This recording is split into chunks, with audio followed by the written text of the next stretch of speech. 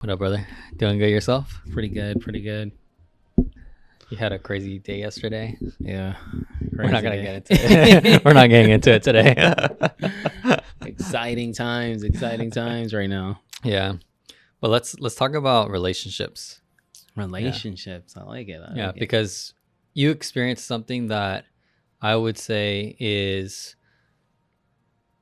no one really experiences that kind of stuff. Yeah, Yeah. yeah. It's like I would say in relationships.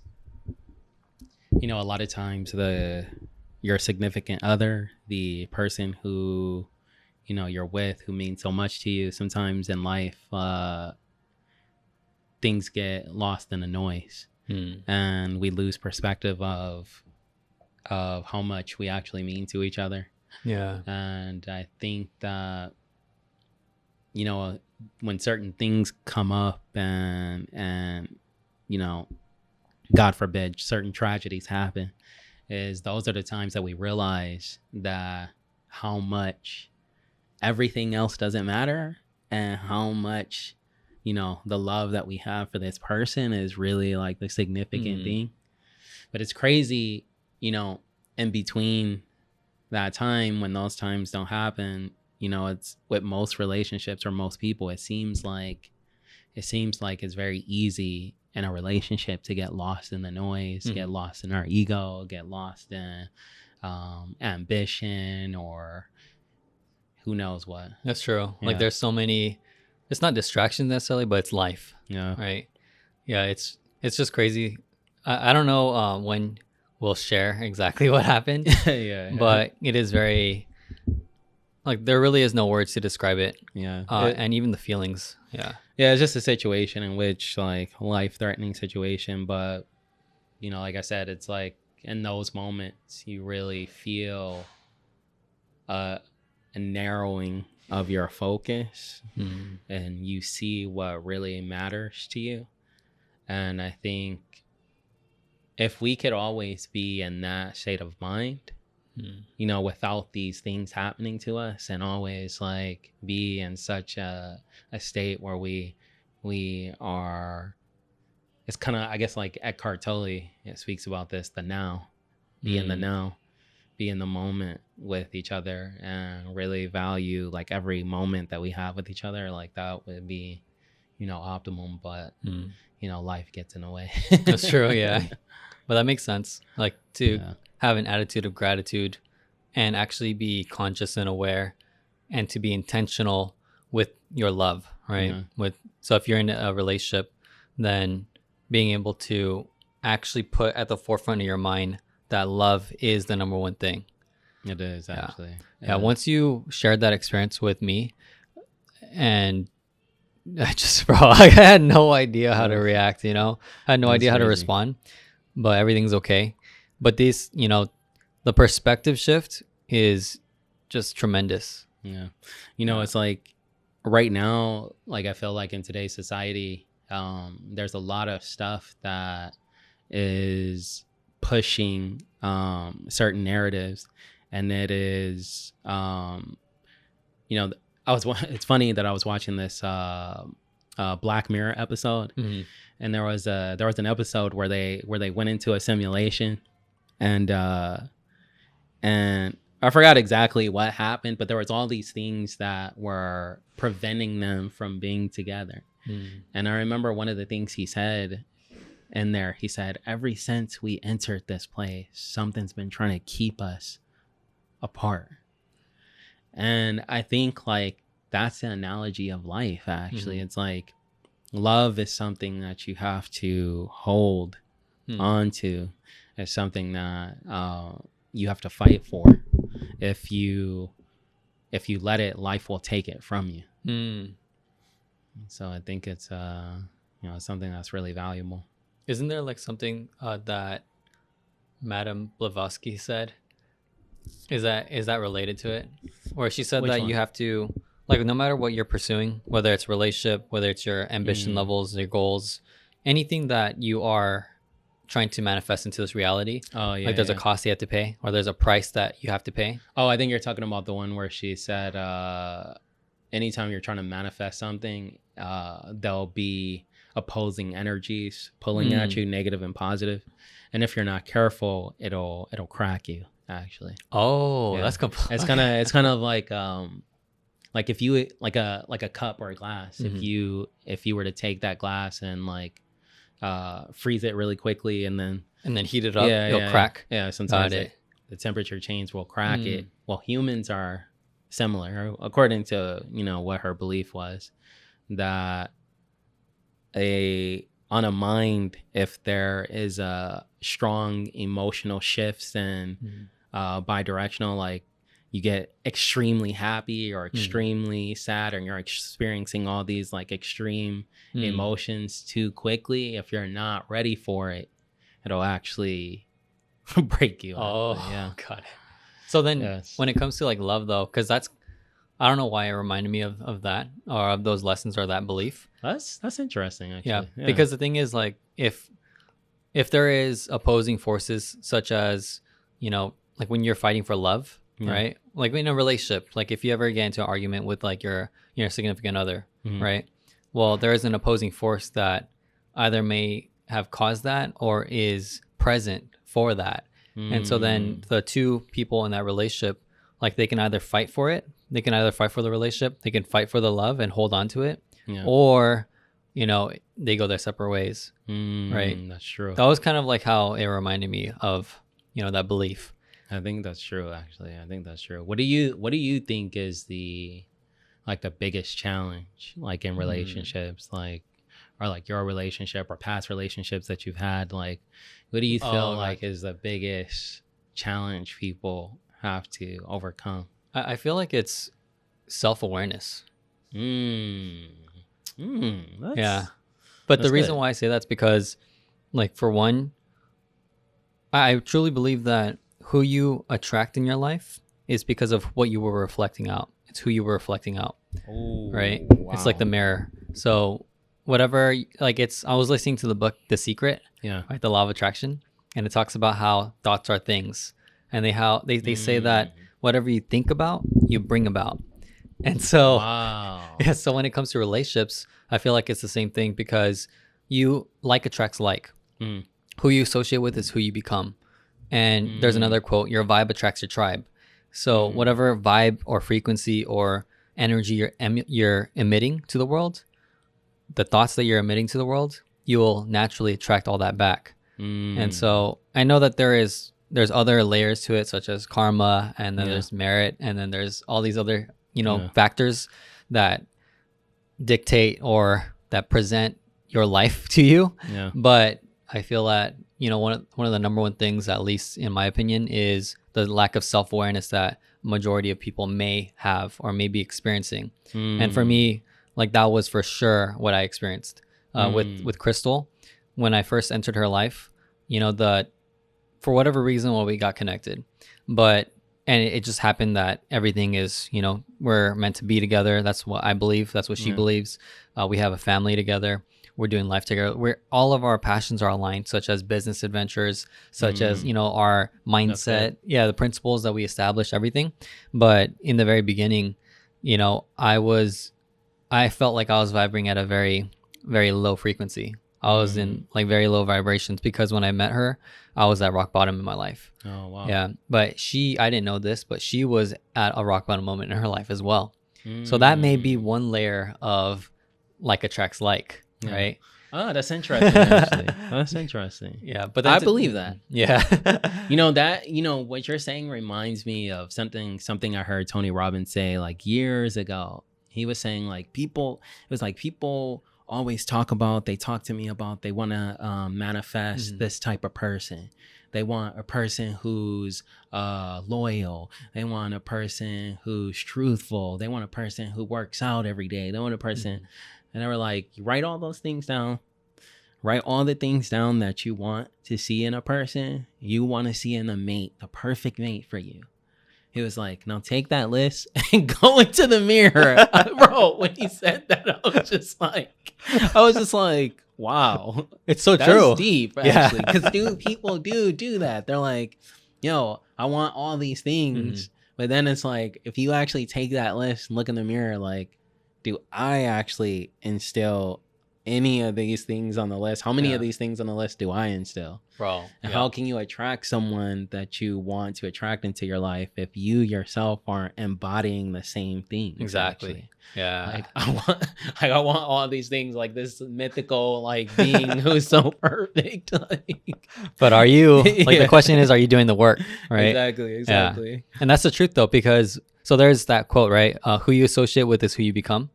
So the thing is, not just like, let's say for example, in business, right? In business like sense, in business terms, business is still about relationships because you are doing business with people. Right. That's true. And so when it comes to like that quote, right? Because that's I guess that's like a personal development quote, right? Who you associate with is who you become. You are the average of the 5 people you spend the most time with, right? So both, like, you know, people who are not making money and people who are making money, they both know that quote. So the people, if you're trying to level up your associations, like your relationships, right? You're looking to expand your network, or you're looking to attract your ideal soulmate or whoever that may be, right? If the person knows that quote, then, you know, chances are they're going to be also observing you, right? They're going to be like, well, it goes back to that list, right? Yeah. If you want all those things in someone, right? And that's a relationship you want to have. Well, if that person is aware of the same quote that you know, right? Who you associate with is who you become, then they're looking at you and saying, do you check those lists off? Right? Do you check those boxes off that list? Yeah. At least I would assume that someone who has that knowledge would think about that. Yeah. Right. But then, you know, that's very logical. So I think maybe dialing it back into love, right? Because they say that love is blind, right? Is love That's blind? true. Yeah, I think that's true too. Because look, let's say you have a list, right? But sometimes I think that you can meet a person, like you may have all these criteria that you believe are like, this is what I want. This is I'm not gonna settle for anything less than this. But then you meet someone who's completely different but for whatever reason you love them. Bro. I've seen this happen so many times, bro. You know, it just reminded me of like Crystal and I. That's funny. because Crystal, like, she's, you know, she's self-made, like she's a successful businesswoman. And then, like, she meets me, and I remember she told me that I'm not her type at all. I don't check any of the boxes off her list, you know. Like, and she was going through divorce at the time when we met, and so she was in her head. She was like, I have a list. In her head, she's like, this guy, the next person I ever get with, if I ever get with someone, you better be multimillionaire, better be successful, better love, all these things, right? All this list, and then like. I get connected with her. It was that hard, bro. It was that hard. You know, that's funny because it's like I know obviously Crystal, but it's like you know, I think that she has a big heart too. Bro, yeah. So it's like it's like the logical side and the heart were in conflict in that moment. The heart wanted what it wanted. Exactly. And what won? The heart won. Yeah. It's crazy. It's so crazy. Do you think that, like in today, like, do you think that there is kind of a narrative in society that love is outdated or that there is no use for it? That's a good question. I think that there is, because like I know a lot of people who, well, not a lot of people, but I know some people who, you know, a friend of mine, he told me that for whatever reason, as he was growing up, he believed that there wasn't any really use for love. I think because of the trauma that he experienced as he was a child and like growing up in his family and seeing certain things. Gotcha. He believed that there was like love wasn't really something that had any real use. And I think also in terms of how we move in terms of technology and just our connection like online and social media, sometimes I think it does kind of desensitize us. And I think that there is kind of a even deeper narrative online also where it's like where it's kind of a narrative for men and women to even despise each other, like the red pill community on behalf of the men, where it's just kind of like all women suck. Oh, is that what that's about? Yeah. I had So no idea. all women suck, and you don't need to have a relationship with them. Just just play around and don't take any of them seriously. And so that makes you kind of cold a little bit. Yeah. Like, and you also look at the opposite sex as a problem. Like they're just all problematic, you know what I mean? And then on the female side, there's the same thing too. It's like, Oh wow. all men suck. There's this narrative. Like, really? Yeah, so there's this narrative in the world right now where it's like it's pulling people out of love, actually, out of relationships.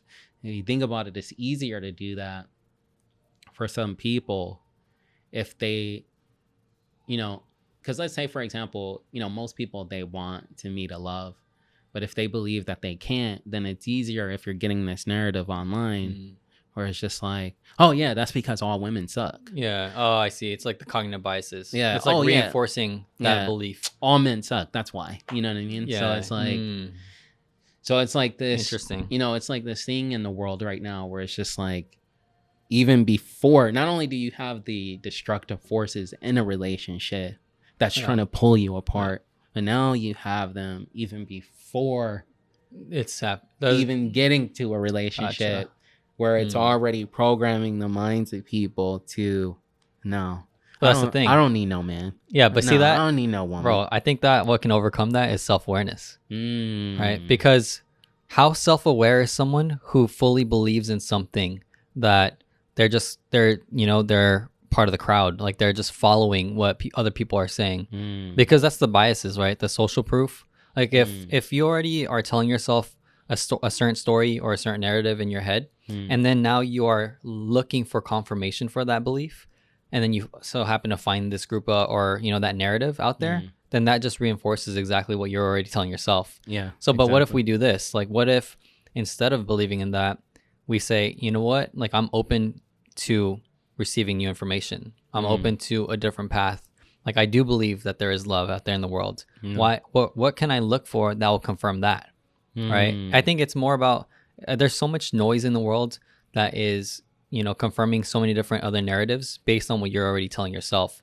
So the first thing is, even before all those stories out there, and even before you tell yourself everything that you want to believe in, what about you at the heart, like at your core, like what do you truly believe in as an individual? Yeah. Because I think that there's another book called Outwitting the Devil.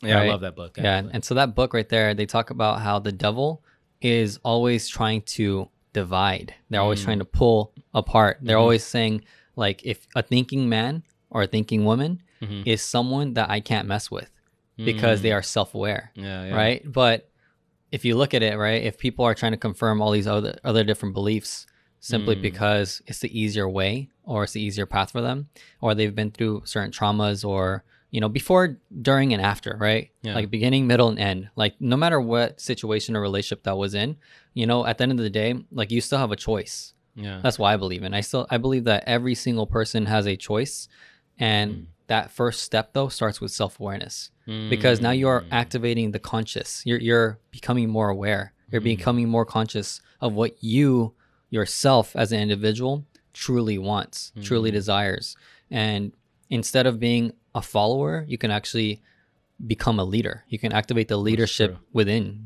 And then there's like another quote from, I don't know if it's a quote specifically in that book, Outwitting the Devil, but I love to say this because it really ties heavily with the Love Tower as well, right? The opposition is division.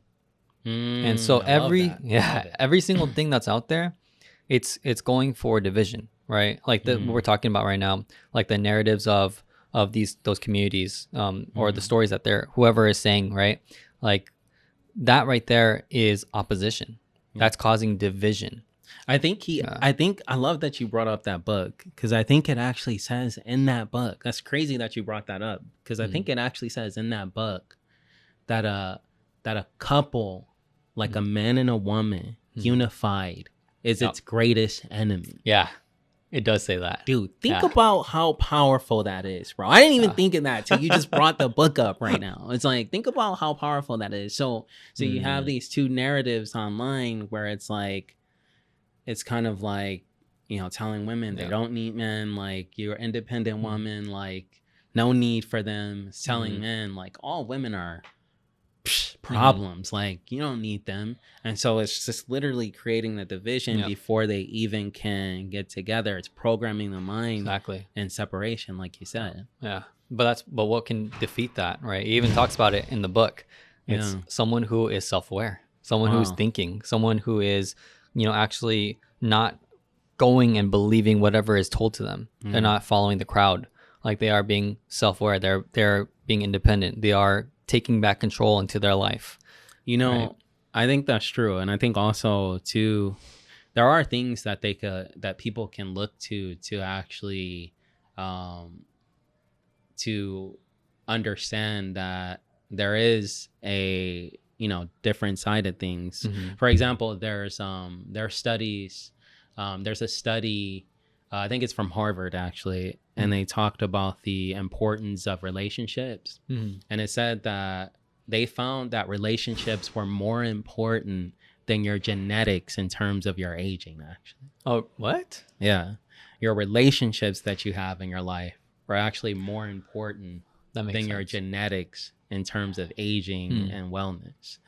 And so if you think about that, it's like the impact of relationships that you have, the connection with people is really what drives us, like drives that. That makes a lot of sense.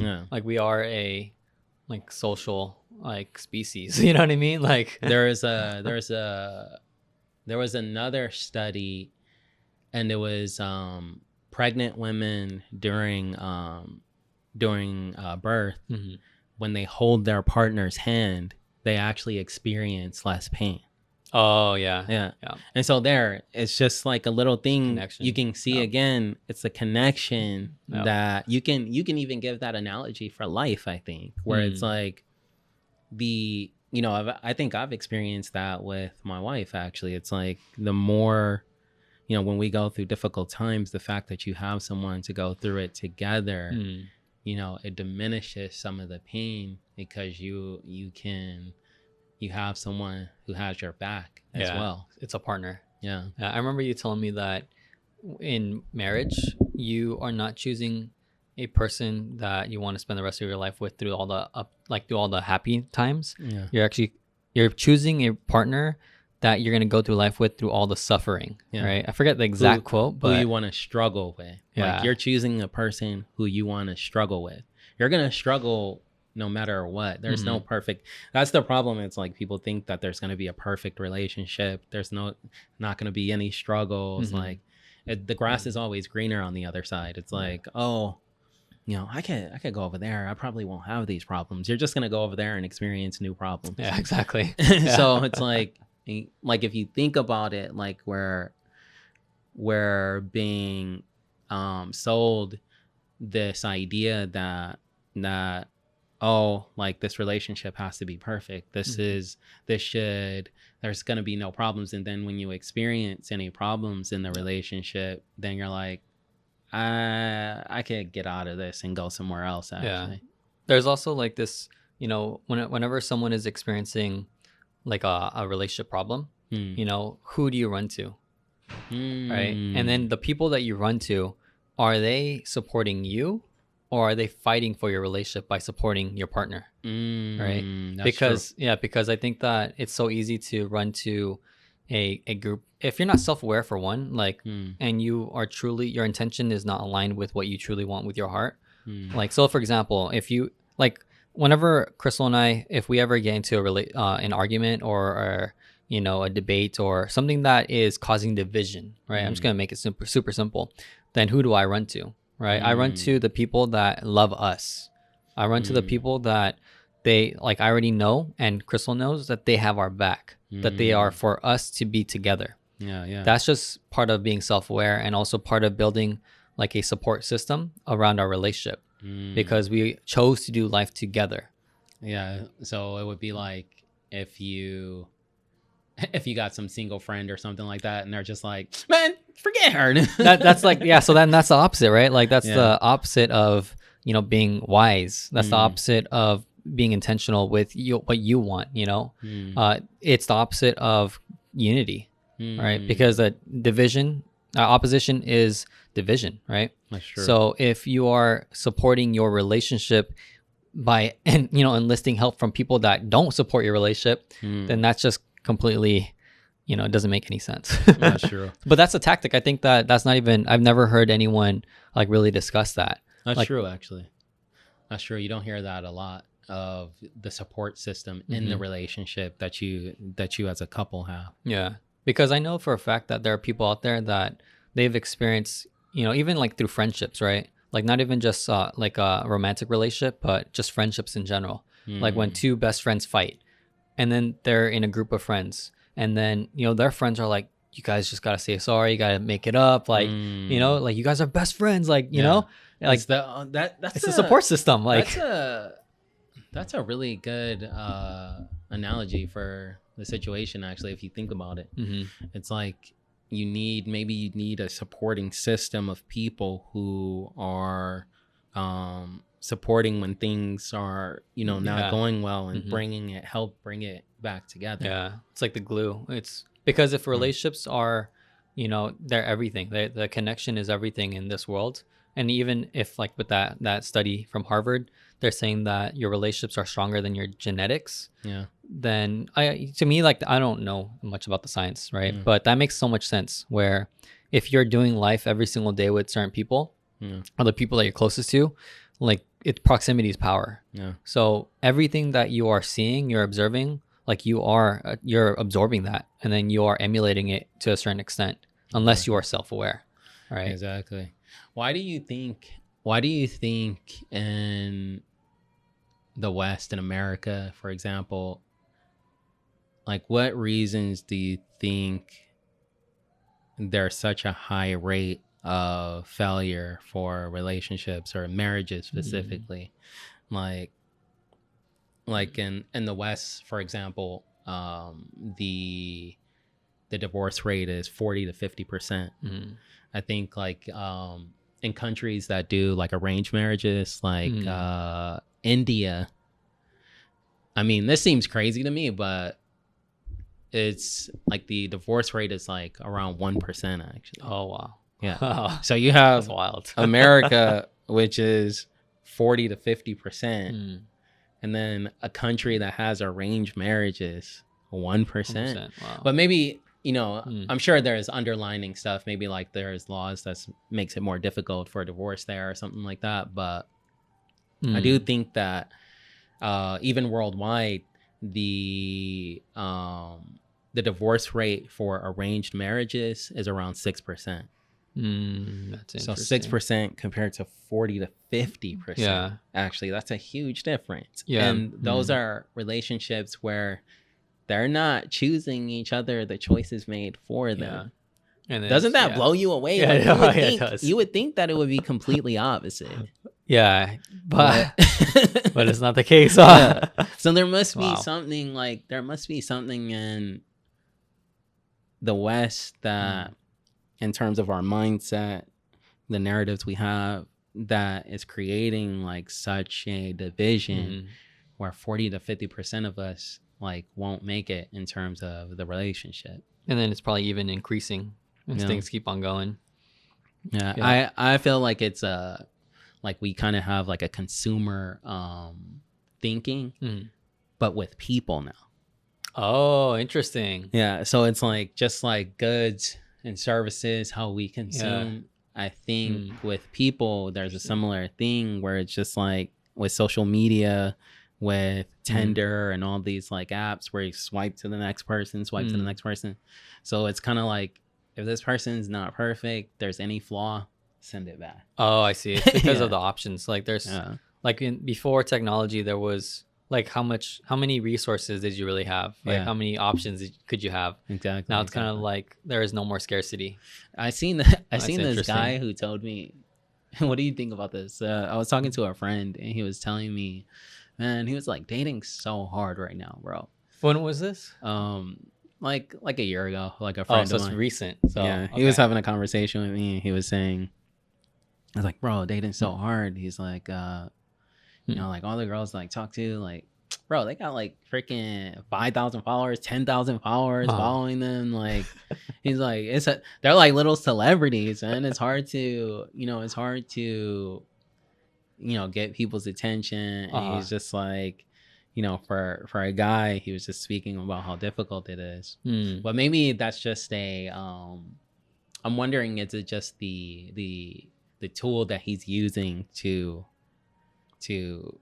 interact, you know what I mean? Like, if he's just using like social media, then I think that there's many layers to that, but for sure, like I know for a fact that one of the, I guess, the challenges that he's facing is like what status level does he have? What's his position in the eyes of those he's trying to attract or connect with, right? Because there's, like, I call it like status transfers, or I call it just status positions, right? Positions of status, or it's just very simple. It's like you're either in one of three positions: low status, no status, or high status, right? And if you are looking, like, because think about it like this way too, right? Like the world of relationships, it's kind of like a game, where like the girl or whoever you're pursuing, like they probably want the best for them, right? What's in it for them? Right. So if your friend is having a hard time with dating, like, what position of status does he have, right? In the eyes of the people that he's looking to have a relationship with. That's true. It's kind of just super simple. It is kind of funny. It's like it is kind of like a mind game, with people, I think, with dating, the dating scene. It's crazy. I'm glad I don't have to experience that. So I think that there's many factors to that, but for sure, status position is one. Yeah, and then it's just about there's too many like variables, and I'm not an expert in that stuff. So me either. The relationship aspect of dating. That's crazy. Gosh, yeah, but I don't know. I think that going back to the relationships though, and self-awareness. I do believe that self-awareness is something that would help a lot of people just be more happy. I think so too. It's almost like a way of freeing yourself from all these influences, because if you're not aware, you're being subtly influenced in things that may not even be the best for you. Yeah, exactly. And because they're, it's the narrative is convincing people at this time that it's better to be without. You don't need it. Man, that's crazy. But love is, the thing that makes the world go round, I think. Oh, it's 100%. Yeah, I think to address that point of, people believing in whatever they're being fed, for example, I think that it's kind of like like you get to tune into the channel that you want to listen to the most. So, and everyone has that free will, right? If you are using like YouTube or social media, you get to choose, like you physically get to choose with your thumbs or with your mouse, with your finger. You get to choose what you want to tune into, right? True. Yeah. So there's infinite selection. There's infinite options of what you want to observe and watch. Like you can, like if we just think about like movies or TV shows, like you are selecting a TV show or a movie that you truly want to watch. It's the same thing in my opinion, right? But it goes back to it's about being mindful. Like what are you allowing into your mind? Because if we go back to The Secret, right, thoughts are things, right, and whatever you think about, you bring about. So if you're always consistently feeding into whatever narrative that is for just being single, right? And or love doesn't exist, or there's this other quote, right? The quote says, if I don't see it, then I don't believe it, right? If I can't see it, I can't believe it, right? There's some people who have that mindset of, well, that's a good point, actually. Yeah, because I remember that, and I like for me in my breaking like days when I would go compete and stuff, sometimes we would win a competition and then the prize was like $300, so the prize was a trophy or something, or it was a trip, and we would win, but then whoever the host was, they didn't fulfill on the promise. Oh wow. Yeah, and so then it started to happen like kind of frequently, to the point where we were saying, you know what, we're not going to believe it's happening until we actually are experiencing it. Wow. And so I remember in 2013, my crew and I, we won a trip to Japan. All expense paid trip to Japan. It would be my first time ever going to Japan. It was one of my bucket list goals to go to Japan. Yeah. And we won a competition, right? Wow. And so, but like it was 3-on-3, and my crew members and I were saying, like, even though we won and we have the trophy in our hand, like the real reward is us going and competing overseas. Yeah. And so we're not gonna believe it until we're on we the see plane. it. Yeah. So when the time actually came, we actually were in the airport, and we actually got on the plane, and we're on the way, and we're like, we made it. You're like, now we believe it. Yeah, but That's funny. But tying into that, right? Tying into that mindset, that belief system right there, you know, that just whatever that you want to call that, right? Yeah. Like for us, like that was our real life experience. Like for breaking specifically, for the reward of, you know, being flown overseas to compete, right? We did not believe that was real until we actually saw it and that we experienced it. And then when it comes back to love, there are some people that may say, you know, I don't believe in love until I experience love. Right? You hit it right there. Yeah. I think that's it, actually. I think that if you aren't experiencing it, it's very easy to get pulled into the narratives that there's no need for it or it doesn't exist. In fact, it's easier to convince yourself of that because then you can just put it off on, oh, that's because all men suck, or whatever narrative suck. Yeah. It's like, that's why. But it's not the case. All right, because there's people out there, I believe this, that love 100% exists. Yeah. You know, like we know it exists. But it's actually, I think, not only does it exist, but the importance of it to you, your life and the world in general, actually. Like that's what people don't get. Like that the study I told you about, the pregnant woman who experienced more pain. I mean less pain. Yeah. You know, it just shows you, like, through the connection and relationships that we have, it actually helps us in ways that, you know, even we don't fully understand yet. That makes sense. Yeah. Like I think that's maybe going towards like the energetic side of things then, huh? Yeah. Or I mean, not even energetic. It's just like even that scientific study is just, I think it's just the, you know, humans, we love to be loved. We love like touch. We love to have connection with other people. And for whatever reason, this is built into our beings to desire that and to be fulfilled by that. That's true. So, that's interesting. Like I can't imagine being all by myself, like in this world. Like it just doesn't feel human, you know? Like I need to be surrounded with people, like people that I love and care about though. Yeah. I mean, I think you can, you know, but you know, is that optimum? Yeah. I don't Probably think it's not. Yeah. You know what I mean? But, you know, for some, you know. Yeah, teach their own. Yeah, for sure, teach their own. Teach their own. Yeah. Dang. Yeah, but relationships, I don't know about that narrative. It's kind of interesting. Yeah, it is actually. Yeah, but I think that you really have to think about is who is that serving? You know, who is it serving to continually create this contrast? Yeah.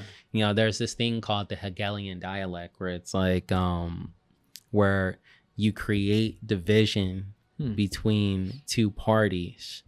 And once you create the division between the two parties, then you can impose a new structure. Because you've now divided them. Now you can impose a new system, a new law. That's interesting. Yeah. That's very interesting. That's some next level stuff. Yeah. So you got to really think. It's like outwitting the devil. It's literally saying exactly that.